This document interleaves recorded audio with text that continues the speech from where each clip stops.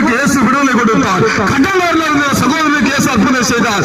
அதனால இந்த சகோதரன் கேட்டா, நானும் வரட்டுமா, நானும் இயேசுவை பற்றி சொல்லட்டுமா? எந்த மனிதனை இயேசு கட்டாயப்படுத்தல, நாங்களும் அதை செய்ய போகிறது இல்லை. இயேசு எங்களுக்கு விடுதலை கொடுத்தார், அதைத்தான் சொல்லுகிறோம்.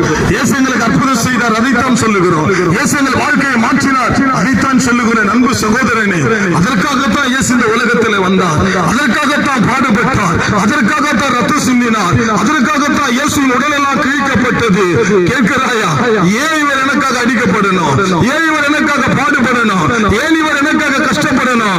என் அன்பு சகோதரனே, ஒரு வேதனை வரும்போது, ஒரு பாடு வரும்போது, ஒரு துன்பம் வரும்போது நாம் என்ன கேட்கிறோம்?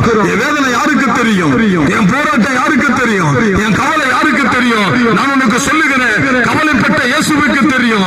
சிலுவை தூக்கி கொண்டு நடந்தாரு, சிலுவையில போராடினாரு. போராட்டம் தெய்வத்துக்கு தெரியும். தலையில முள்முடி, காலில் எல்லாம் ஆணி, இப்படிப்பட்ட ஒரு பாடுகள்